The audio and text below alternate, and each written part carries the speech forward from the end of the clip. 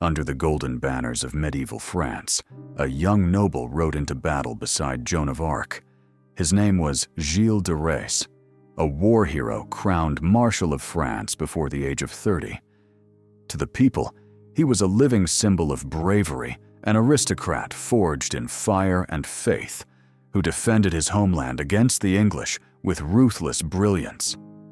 But behind the iron of his armor and the gold of his estates, something darker was growing. After Joan's execution, Gilles withdrew from public life. He retreated into his sprawling castles, spending vast fortunes on strange theatrical productions and choirs of young boys with voices like angels. Servants whispered of locked rooms and strange prayers. Villagers spoke of children who vanished after entering his gates. And then, the rumors took shape that Gilles had not only turned his back on God, but had begun invoking demons, sacrificing innocents in pursuit of alchemical power and eternal wealth. What emerged from the investigation would stain his name for centuries. He was accused of luring hundreds of boys into his fortress under false promises, torturing them behind stone walls, and using their blood in occult rituals. France recoiled. The nation that once hailed him now demanded his death. Yet, buried in the court records and confessions lies something more disturbing than the crimes themselves. The question of whether any of it was real, or whether one of France's richest men was condemned by enemies who needed a monster. Because when the fire consumed Gilles de Rais, it may not have just burned a man. It might have erased the truth. He was born into splendor, baptized in the stone halls of Machecoul Castle, and raised under banners stitched with noble blood. Gilles de Rais came from one of the oldest aristocratic lineages in France. His father died when he was a boy, leaving him a vast inheritance, fortresses, farmland, and the kind of wealth that turned princes into pawns. By his teenage years, Gilles was already fluent in Latin, schooled in strategy, and trained to kill. In another time, he might have faded into the history of the French countryside as just another landowning baron. But the war changed everything. France was fractured. The English occupied the north. The king's authority crumbled like chalk beneath foreign boots. Into that chaos stepped a girl from Domremy, claiming God had chosen her to save the nation. Her name was Joan. At 17, she took command of troops and walked into battle with no armor but conviction. And at her side, silent, watchful, dangerous, rode Gilles de Rais. He believed in her, maybe not her visions, but her will. The victories came quickly. In 1429, Orléans fell back into French hands. The coronation at Reims followed. Gilles stood beside the new king, Charles VII, when the crown touched his head. For his service, Gilles was named Marshal of France, the highest military rank in the kingdom. He was not yet 25. To the people, he became a war hero. In tapestries and mass songs, his name was laced with honor. He was one of the knights who rode with the Maid of Orléans. But once Joan was captured, and the tide turned dark again, Gilles disappeared from the field. No one could say exactly why. Perhaps it was grief, perhaps fear, or perhaps something in him had shifted, a fracture invisible to the eye, buried beneath years of blood and glory. He returned to his estates with coffers full of gold and lands that stretched across Brittany and Anjou. His lifestyle became more than lavish. He staged elaborate plays performed by hundreds of actors, each costume hand-sewn from silk and brocade. He kept a retinue of boys trained to sing like angels, whose voices echoed through candlelit halls long after midnight. He gave alms in public, but moved like a phantom in private. Guests at his castles reported strange rituals, cries behind stone walls, and an air of menace so thick it clung to the tapestries. His spending spiraled. Within a few years, even his immense fortune showed signs of depletion. He began selling off land, pawning heirlooms, and turning to alchemists who promised gold in return for faith and secrecy. It was then, some say, that he crossed a line he could never return from. But at that time, no one dared accuse him outright. He was still a noble, still a marshal, still the man who had ridden with Joan. What happened behind the walls of his castles was whispered about, but never spoken aloud in the daylight. Those years passed like a long, dark season, where legend and truth became indistinguishable. Children vanished, families searched, and Gilles de Rais remained untouchable, at least for a while. The first disappearances were brushed aside. In a France still reeling from war, missing children were hardly news. Families were poor, roads were dangerous, and the countryside was wild with roaming soldiers and broken laws. But then the stories began to repeat. Boys, mostly some as young as 6, others in their early teens, vanishing near Gilles de Rais's estates. A page boy on his way to deliver a message. A shepherd who strayed too close to the castle grounds. A stable hand promised work who never returned home. All gone. In the villages surrounding Machecoul, Tifoges, and Champtocé, parents began to whisper his name, not in anger, but in fear. They said his messengers would come offering work, education, or charity to struggling families. The children would leave, dressed in their Sunday best, expecting better lives inside the castle walls. They were never seen again. Those who worked for Gilles claimed nothing. Silence was survival. But others noticed patterns, entire wings of his fortresses that were sealed to visitors. Sounds at night that had no name, and the smell of something unnatural clinging to the halls when the wind shifted just right. It was a servant, some say a cook, others a page, who first spoke to the church, not openly, but in confession. What they described defied language. They spoke of chambers beneath the castle floors, of children bound and gagged, of screams muffled by stone.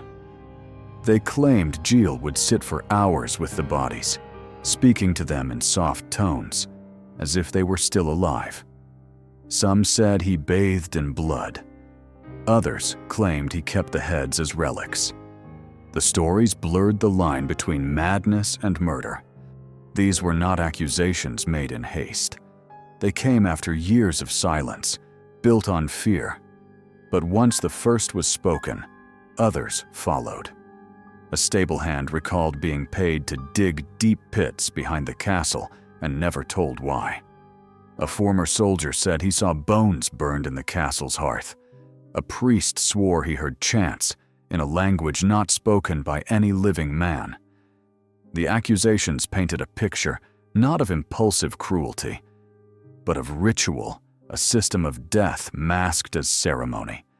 The church began to watch, and Gilles, perhaps sensing the growing tension, only withdrew further. He surrounded himself with alchemists, mystics, and outcasts. Chief among them was Francesco Prelati, a defrocked Italian priest who claimed he could summon demons. Under Prelati's influence, Gilles became convinced that power lost could be regained through sacrifice. Wealth, status, even youth, if he gave enough, he would be restored. And the price, they said, was the blood of innocents. Within the castle walls, it is said they constructed altars. Black books bound in human skin were whispered about, names of demons carved into stone. Gilles believed he was speaking with a spirit named Baron, a creature who promised him gold if he remained loyal. When the spirits failed to deliver, more blood was spilled. When voices didn't answer, he tried again, and again, and again. By 1439, the air around him had turned sour. His finances were depleted. His name, once spoken with reverence, now brought discomfort. But it wasn't the murders that undid him. Not yet. It was land, a dispute over a piece of property that Gilles attempted to reclaim illegally, and in defiance of the Duke of Brittany. That act gave his enemies what they needed, a legal reason to investigate. And once they did, the floodgates opened. The testimonies were horrifying, not because they were elaborate, but because they were consistent. Details aligned across dozens of witnesses who had never met. Descriptions of the children, the rooms, the rituals. The number was staggering. Some said 20, others said hundreds. One estimate placed the count at over 800. No one could say for sure. No one wanted to. The truth had already become too large to hold. The arrest came without ceremony. Gilles de Rais was taken at Saint-Étienne-de-Mer-Morte in the fall of 1440 after he stormed a church with armed men, attempting to reclaim property that had been seized under ducal authority. It was a reckless move. But the timing was no accident. His enemies were waiting. The Duke of Brittany had long desired the lands Gilles still held, and this single act of defiance gave him the pretext to act.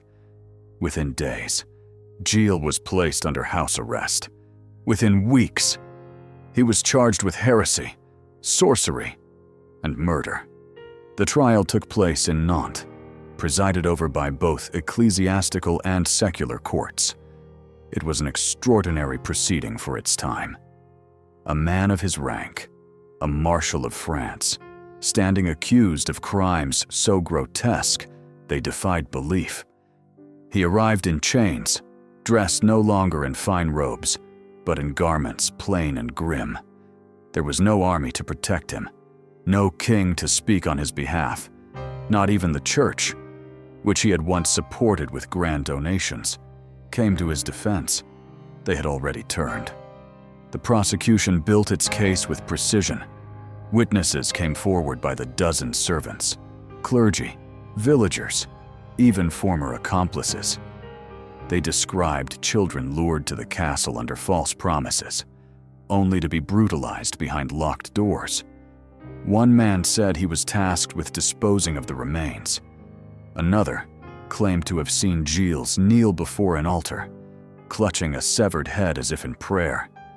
The court heard of blood drawn into goblets, of skin flayed with ritual tools, of fires that burned all night long. These were not stories whispered in taverns. They were sworn testimonies, under oath, delivered in full view of the court. The most damning piece came not from a witness, but from Gilles himself. After initial denials, he confessed. He spoke of the murders with an eerie calm, recounting details with such specificity that no one questioned their authenticity. He admitted to killing dozens, perhaps more.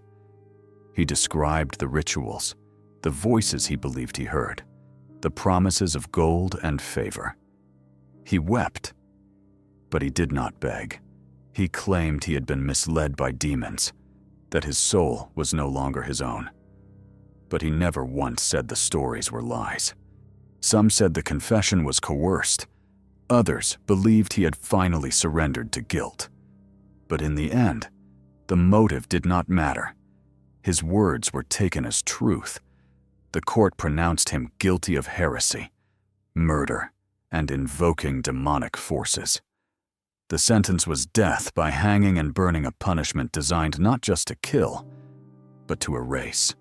On October 26, 1440, Gilles de Rais was taken to the field of execution outside Nantes. A crowd gathered, peasants, nobles, clergy, drawn by the enormity of what was about to happen. 3 scaffolds were erected, one for Gilles, the others for his accomplices. They were hanged, then lowered into the flames. But in a rare act of clemency, the church allowed Gilles' body to be recovered before it turned to ash. He was given a Christian burial, a mercy rarely extended to those condemned for such crimes. Even in death, he was difficult to define. He had fought for France, bled beside saints, and been anointed a national hero. Yet his legacy would become one of horror, of blood and fire and lost innocence. His castles were emptied, his lands were seized. His name, once sung in hymns, became a warning whispered to children, and for generations, France would remember him not as a marshal, but as a monster. Centuries passed, and the story of Gilles de Rais hardened into legend. In rural France, his name became folklore, a shadow cast over childhood tales and whispered prayers. He was the butcher noble, the dark heart of the chateau, the cautionary ghost who rode with saints but died with devils. His image bled into literature, giving rise to the myth of Bluebeard, the wealthy aristocrat who murdered his wives behind locked doors. But for all the horror that surrounded his name, the details of his case were buried beneath fear, religion, and time. Then, in the late 20th century, historians began to ask questions that had been silenced for 500 years. In 1992, a group of French legal scholars and academics revisited the original court documents from Gilles' trial. Using modern standards of evidence and due process, they combed through testimonies, confessions, and verdicts. What they found was unsettling, not because it confirmed his guilt, but because so much of the case relied on elements that would never hold up in a contemporary courtroom.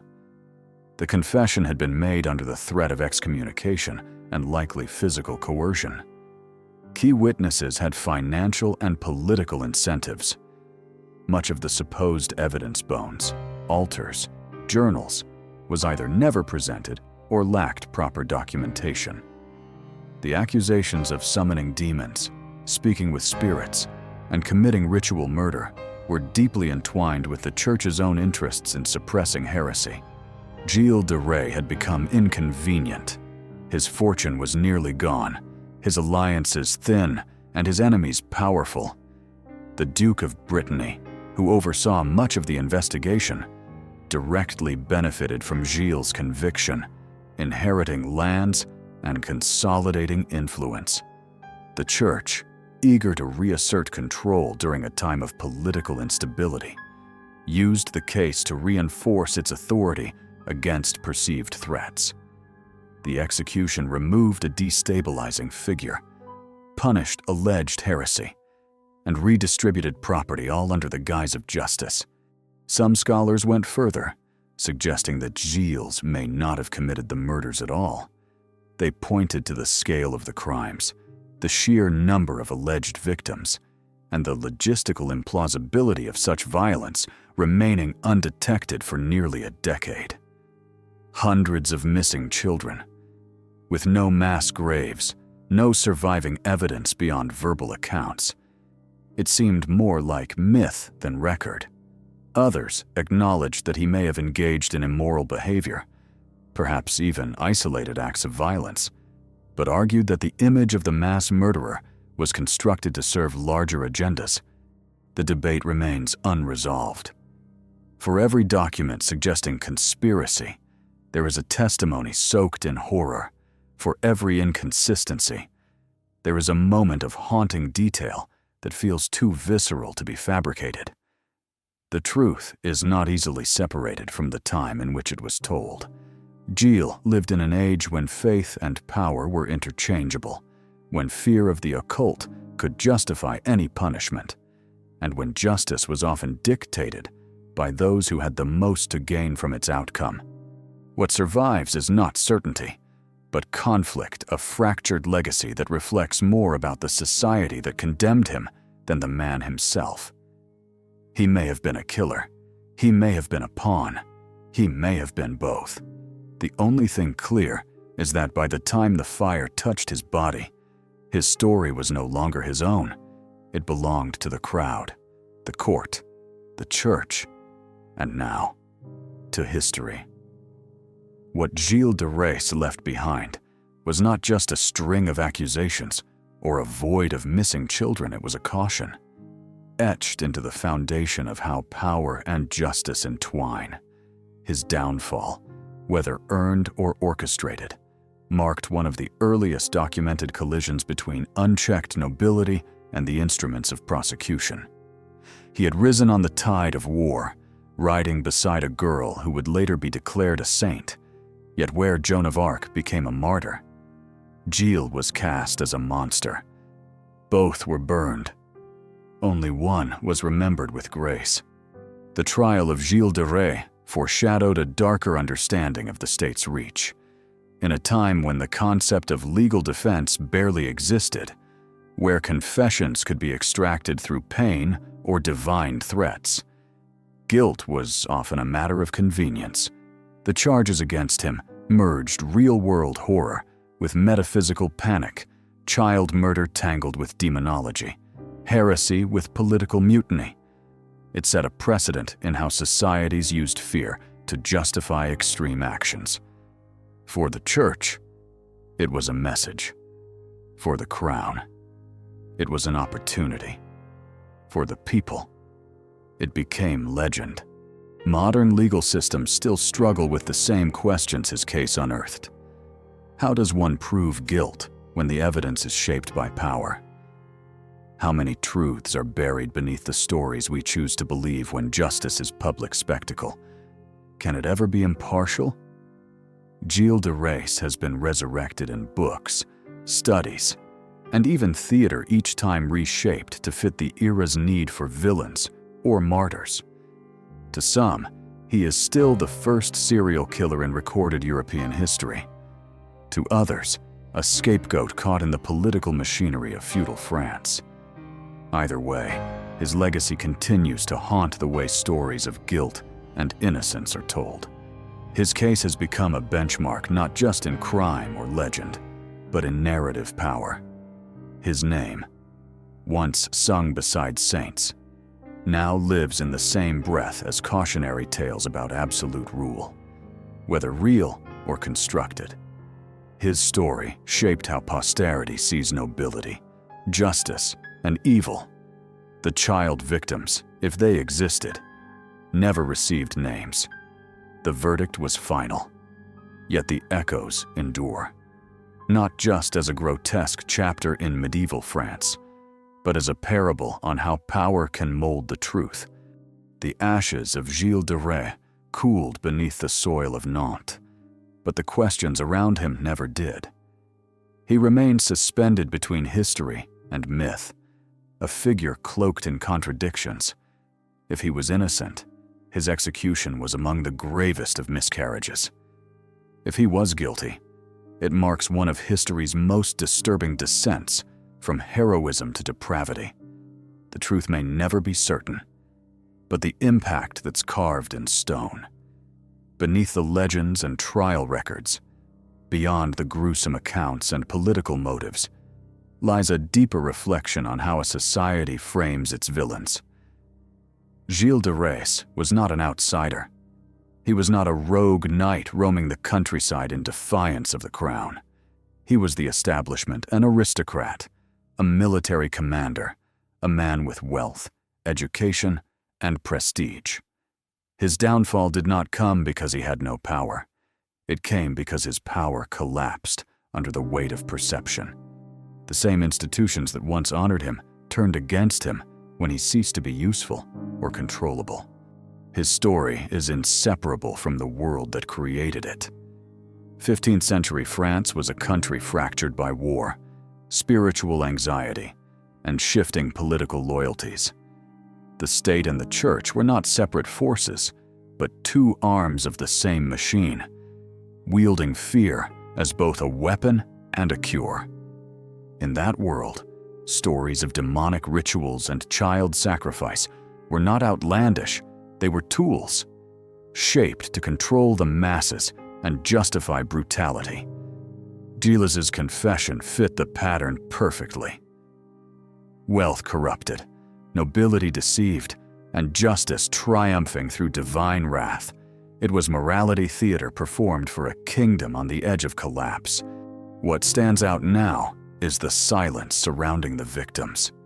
If the numbers were true, if hundreds of children disappeared over nearly a decade, why were so few names remembered? Why do so many of the records mention the accused, but not the dead? The imbalance reveals something cold and familiar, how institutions, both then and now, often document the accused in greater detail than those who suffer. Gilles' wealth, his fall, his words all meticulously preserved. The missing children, reduced to symbols, shadows, estimates. This asymmetry shapes the memory of his crimes. The spectacle became the story. The fire, the scaffold, the confession, all absorbed by history's appetite for drama and judgment. But what it leaves behind is an uncomfortable absence. Justice, if it happened, was incomplete. If the victims existed, they were lost long before the trial. If they didn't, then the greatest crime committed was against truth itself. The narrative that survived is not one of law, but of legacy. The symbols mattered more than the substance. Gilles de Rais became a metaphor for unchecked power, for divine punishment, for the dangers of ambition unrestrained by morality. Whether as a monster or a martyr, he was never allowed to be merely a man. That denial of complexity, of contradiction, echoes far beyond medieval France. It remains relevant in every story, shaped more by fear than fact. As with many figures condemned by history, his name endured not because of what was proven, but because of what could never be disproven completely. The case against him was built in the dark and sealed in fire. And what emerged from that smoke is a warning, not only about evil, but about how quickly a society can build its monsters from the bones of truth. The fire that consumed Gilles de Rais did more than take a life. It cemented a legacy. In the centuries that followed, his name would drift between registers, criminal archives, religious warnings, literary archetypes. He stood at the center of a myth so elaborate that it no longer mattered where truth ended and fabrication began. He became a symbol, emptied and filled again with whatever the times demanded: a monster for some, a scapegoat for others, a caution for anyone who dared rise too high too fast. His story is stained by the impossible scale of its horror, by the silence of those who might have spoken, and by the weight of a confession whose origins remain deeply suspect.